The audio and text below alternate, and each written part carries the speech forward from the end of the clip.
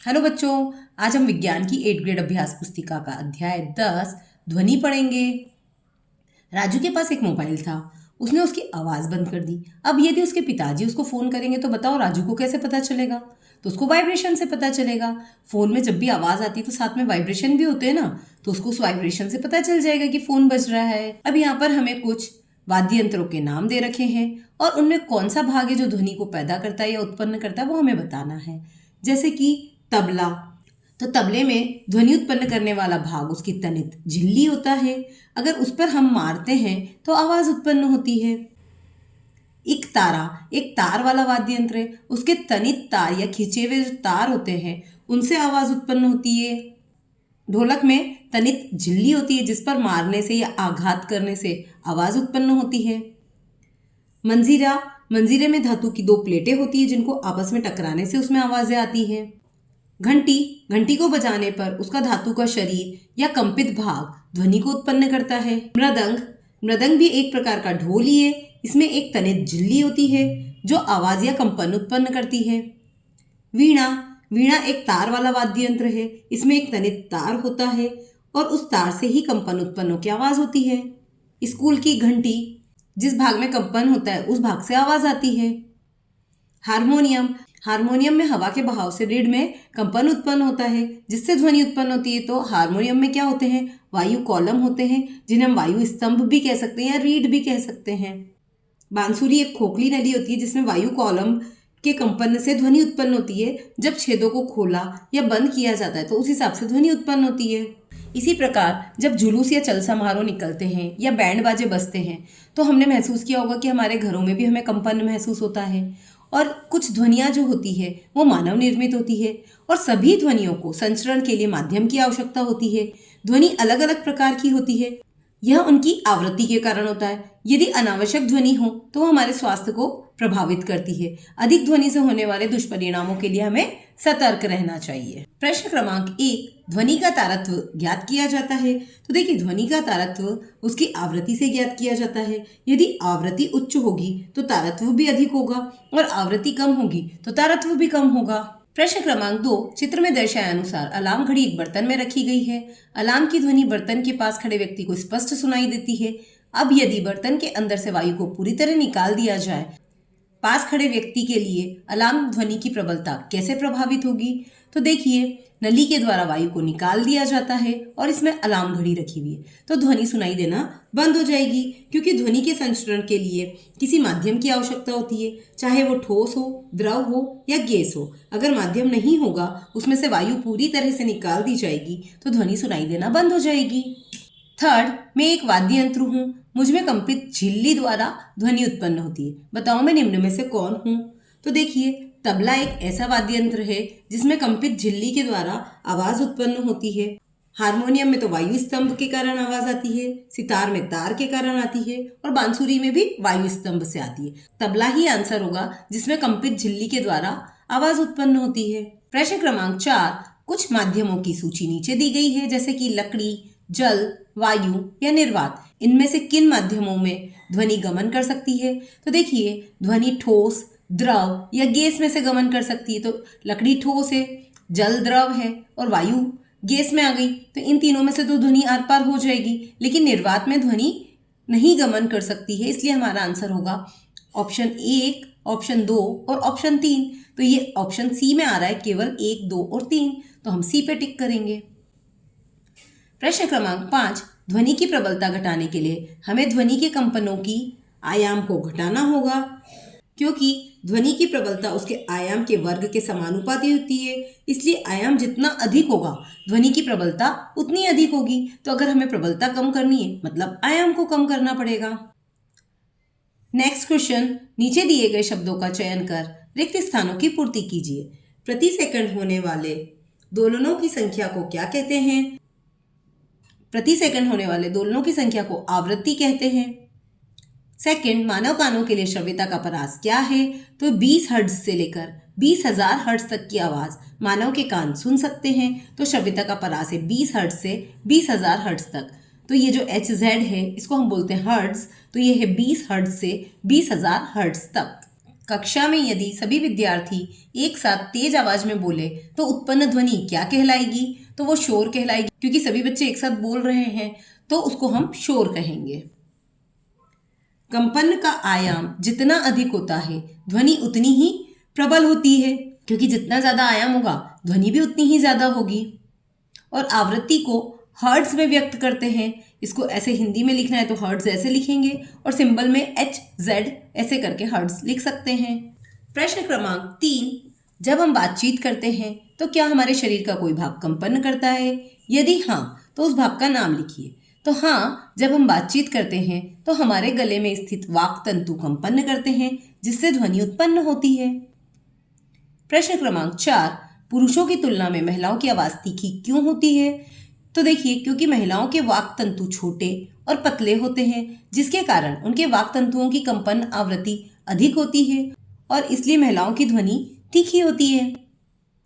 प्रश्न क्रमांक 5, ध्वनि की प्रबलता आयाम पर किस प्रकार निर्भर करती है?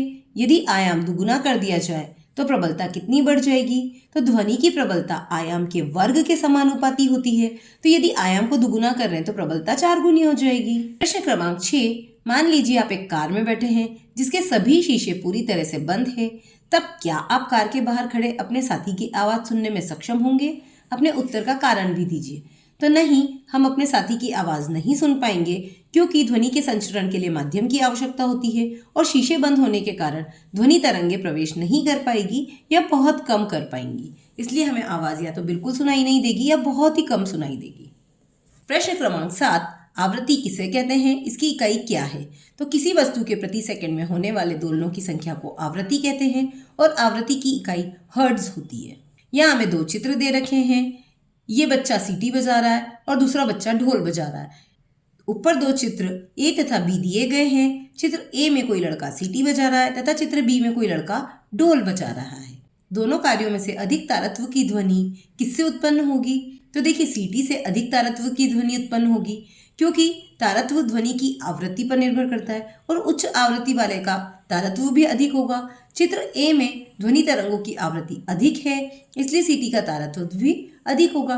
देखिए, यहाँ पर इसकी आवृत्ति अधिक है और ढोल वाले की आवृत्ति कम है, इसलिए सीटी की आवाज अधिक तारत्व वाली होगी। प्रश्न क्रमांक 2, दोनों ध्वनियों की तुलना शेर की दहाड़ तथा पक्षी की ध्वनि से की जाए तो शेर तथा पक्षी में से किसकी ध्वनि का तारत्व अधिक होगा? तो देखिए, पक्षी की ध्वनि का तारत्व अधिक होगा। प्रश्न क्रमांक 9, शोर तथा संगीत में क्या अंतर है? क्या कभी कोई सुस्वर ध्वनि शोर बन सकती है?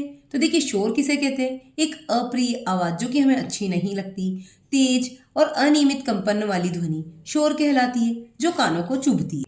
और संगीत क्या होता है? यह एक सुखद, लयबद्ध और नियमित कंपन वाली ध्वनि होती है, जो कानों को अच्छी लगती है। क्या कभी कोई सुस्वर ध्वनि शोर बन सकती है? तो हाँ, जब कोई संगीत तेज आवाज में बजाया जाता है तो वह शोर बन जाता है। प्रश्न क्रमांक 10, हम जानते हैं कि ध्वनि उत्पन्न करने के लिए कंपन आवश्यक है। स्पष्ट कीजिए कि प्रत्येक कंपित वस्तु द्वारा उत्पन्न ध्वनि को हम क्यों नहीं सुन सकते?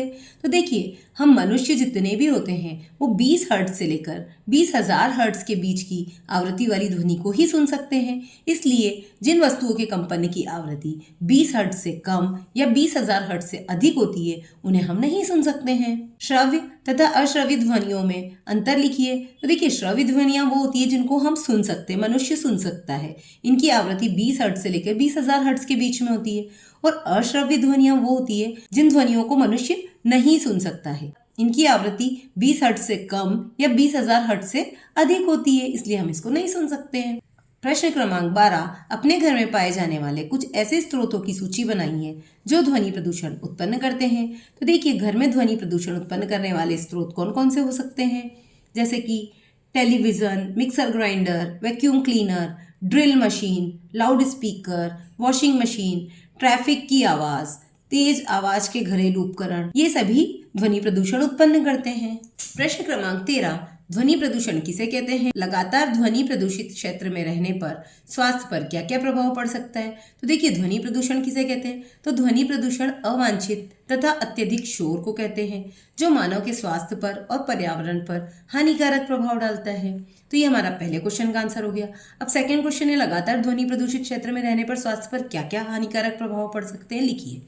तो इसका आंसर होगा लगातार ध्वनि प्रदूषित क्षेत्र में रहने पर स्वास्थ्य पर पड़ने वाले हानिकारक प्रभाव, सुनने की क्षमता में कमी होना, तनाव और चिंता, चिड़चिड़ापन होना, नींद ठीक से पूरी न होना, उच्च रक्तचाप जैसी बीमारी का होना, शोर के कारण काम करने या पढ़ने में मुश्किल होना। प्रश्न क्रमांक 14, ध्वनि कैसे उत्पन्न होती है तथा यह कैसे हमारे कानों द्वारा सुनी जाती है, लिखिए। तो देखिए, ध्वनि वस्तुओं के कंपन से उत्पन्न होती है और हमारे कानों के पर्दे तक तरंगों के रूप में पहुंचकर सुनी जाती है। प्रश्न क्रमांक 15, एक दोलक 2 सेकंड में 20 बार दोलन करता है, इसका आवर्तकाल तथा आवृत्ति ज्ञात कीजिए। तो देखिए, आवृत्ति ज्ञात करने के लिए दोलनों की संख्या बटा लिया गया समय। तो दोलन कितने हैं? 20 बार है, तो 20 और 2 सेकंड का टाइम लिया, इसलिए 2 से इसको डिवाइड कर देंगे तो कितना आ जाएगा? 10 हर्ट्ज। तो ये इसकी आवृत्ति आ गई है। अब आवर्तकाल निकालने के लिए हम क्या करेंगे? तो आवर्तकाल आवृत्ति का व्युत्क्रम होता है। आवृत्ति 10 हर्ट्ज आई है तो आवर्तकाल कितना होगा? 1/10। 1/10 मतलब 0.1 सेकेंड। प्रोजेक्ट क्रमांक 1, कम से कम 5 प्रसिद्ध भारतीय संगीतज्ञों तथा उनके द्वारा बजाए जाने वाले वाद्य यंत्रों की सूची बनाई है। यहाँ पर वाद्य यंत्र के नाम दे रखे हैं, जैसे कि बांसुरी, तबला, सितार, सरोद और शहनाई। तो बांसुरी कौन बजाता था?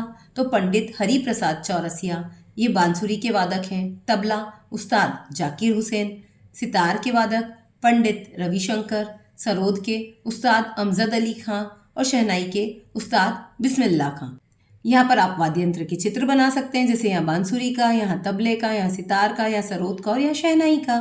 ब, शाला घर मोहल्ले में अवलोकन कर ऐसे वाद्य यंत्रों की सूची बनाई है जो आपने देखे हैं। तो देखिए, सभी ने ढोलक, हारमोनियम, तबला, बांसुरी, गिटार, पियानो, ऐसे बहुत सारे वाद्य यंत्र देखे हैं। अगर आपने कोई और भी देखे हैं तो आप उनके नाम भी यहाँ जोड़ सकते हैं। प्रोजेक्ट क्रमांक 2, अपने आसपास स्थित ऐसी वस्तुओं की सूची बनाई है जो ध्वनि प्रदूषण के लिए उत्तरदायी है।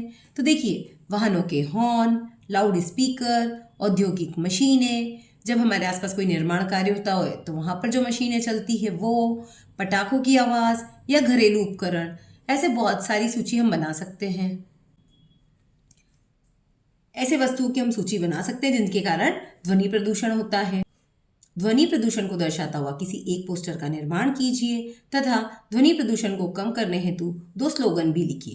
तो देखिए, ध्वनि प्रदूषण पर स्लोगन, ध्वनि प्रदूषण रोकें, शांति से जीवन जिए, या फिर शोर कम करें, स्वस्थ रहें, ऐसे हम स्लोगन लिख सकते हैं। ध्वनि प्रदूषण को दर्शाता हुआ एक चित्र आप ऐसे बना सकते हैं।